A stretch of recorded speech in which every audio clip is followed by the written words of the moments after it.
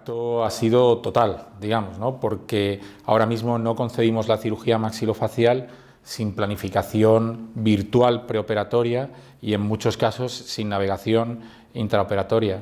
Nuestra cirugía es una cirugía tridimensional por definición, porque estamos tratando la cara, que es nuestra carta de presentación ante los demás, y son estructuras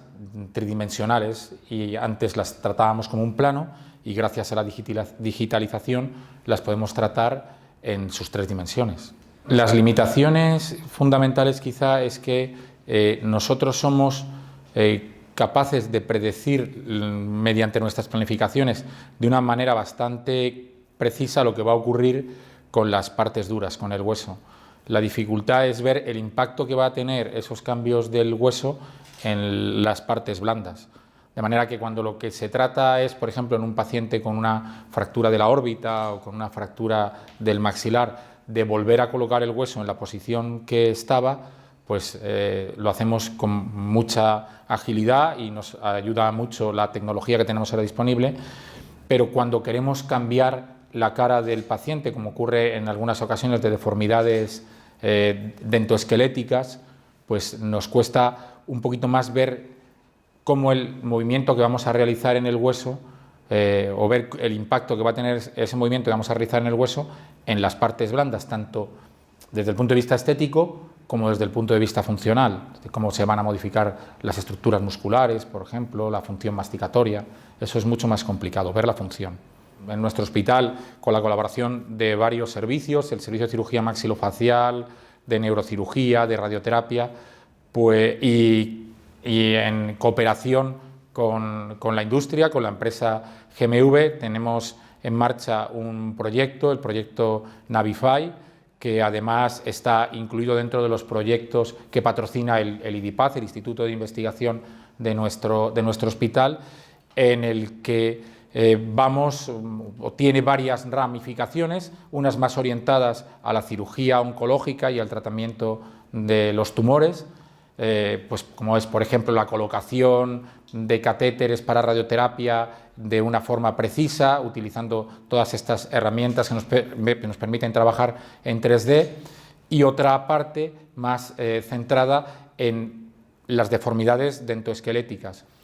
que son alteraciones que presenta un porcentaje elevado de la población, que se manifiestan en muchas ocasiones porque los dientes de arriba no encajan con los de abajo, pero que tienen unas consecuencias muy importantes a nivel facial, pues porque hacen pues que la mandíbula pueda estar adelantada, como en los prognatismos, o el maxilar retrasado. Entonces, en estas situaciones somos capaces de predecir con la tecnología que tenemos hasta ahora con bastante precisión los cambios óseos, pero no así los cambios de las partes blandas. Tenemos herramientas para predecir los cambios, a lo mejor estéticos, de las partes blandas, pero no los cambios funcionales de la musculatura, de la musculatura del sistema musculoesquelético masticatorio. Y eso es realmente importante, ¿no? Porque le añade a lo que tenemos hasta ahora, que es una predicción estática, la posibilidad de tener o de realizar una predicción dinámica de cómo va a funcionar el sistema después de una determinada intervención. Cuando nosotros realizamos cirugía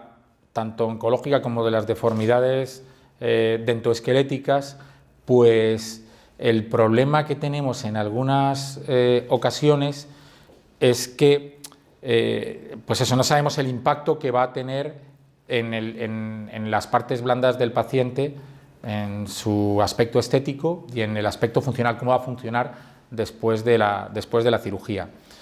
Y eso, el tener la posibilidad de adelantarnos, es muy importante, por un lado para nosotros, porque nos va a ofrecer una información muy importante y trascendente de si el funcionamiento del sistema va a ser el adecuado, y también para los pacientes, porque aunque nosotros pensamos y creemos que así es, al paciente le vamos a mejorar su aspecto en el sentido de que nos vamos a acercar más a lo que es la norma estética, pues en muchas ocasiones les cuesta mucho luego verse cómo han quedado y cómo eran antes, y en otras ocasiones pues te preguntan cómo voy a quedar, y no somos todavía capaces de mostrarles claramente cómo va a ser su aspecto después de la cirugía, ¿no? Entonces, todo lo que trabajemos en este campo va a ser muy beneficioso para nosotros como técnicos para ver el impacto de nuestros resultados y, por supuesto, para el paciente, que ellos sepan antes de realizarse una intervención qué es hasta dónde podemos llegar y qué es lo que pueden esperar. La navegación intraoperatoria es ahora mismo una herramienta fundamental. Por poner un ejemplo, nosotros cuando operamos fracturas de órbita, que la órbita es una estructura muy tridimensional, con forma de cono, en la que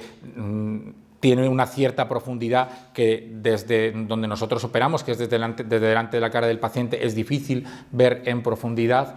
pues ahora mismo no nos lo podemos plantear realizarlo sin navegación intraoperatoria, porque esa navegación, es decir, el poder referenciar la situación del paciente en la mesa de quirófano con su escáner previo y ver dónde estamos en cada momento, cómo lo estamos reparando en cada momento, pues ahora mismo es fundamental. Y de hecho no nos planteamos en este aspecto, por ejemplo, de las fracturas de órbita, operar ninguna fractura de órbita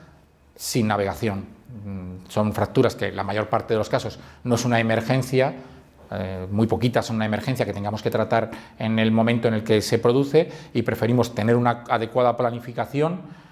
con un TAC específico para navegación y después realizar la cirugía que hacerlo justo al principio cuando el paciente tiene el traumatismo. Entonces, pues el impacto ahí de la navegación ha sido tremendo. Sí que es cierto que hay ciertas limitaciones. La precisión no es totalmente exacta, pero bueno, es lo más exacto que tenemos, mucho más exacto que cuando lo hacemos a mano alzada. Y luego otro tema es que presenta ciertas incomodidades. Los navegadores ópticos pues requieren un captador, que a veces es complicado que se alinee con la cámara que está captando el instrumento que nosotros estamos empleando, y eso pues es una complicación.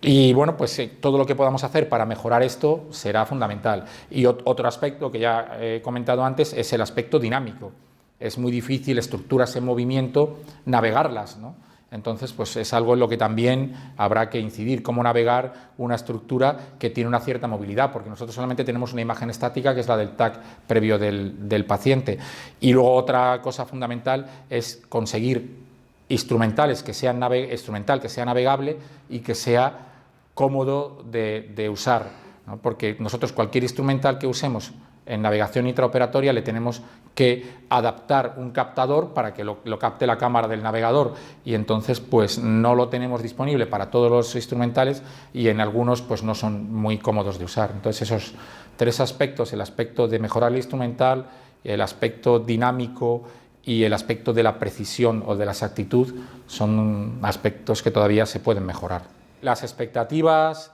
que nosotros tenemos puestas en el proyecto Navify son realmente elevadas, son unas expectativas muy altas, y porque creemos que nos va a ser muy útil en varios campos de nuestra especialidad, fundamentalmente en el tratamiento de las deformidades y en la oncología. En la oncología, porque vamos a ser capaces de delimitar, o creemos que podremos ser capaces de delimitar las estructuras tumorales previamente a la cirugía. Seremos capaces, o creemos que seremos capaces, de marcar un margen quirúrgico ya en la planificación previa a la cirugía, y luego eso que lo podremos trasladar con la navegación intraoperatoria al paciente. Y no solo eso, sino que además seremos capaces, en el caso de que estemos trabajando en cooperación con los oncólogos radioterápicos, podremos colocar los catéteres con los que luego van a suministrar la radioterapia en los lugares donde estaba exactamente el tumor, para que la radioterapia sea mucho más precisa y tenga mucho menos efectos secundarios. Y en el otro campo de las deformidades esqueléticas, pues creemos que además de predecir cómo va a quedar el hueso, podremos predecir cuál va a ser la función, al ver cómo se comportan los músculos y cómo se deforman los músculos, y lo ideal sería que también pudiésemos tener imágenes lo más exactas posibles de cuál va a ser el resultado de la cara del paciente después de la cirugía, ¿no? Que es algo que todavía nos cuesta ver, y las predicciones que podemos realizar con fotografía digital y otras herramientas que tenemos son muy limitadas.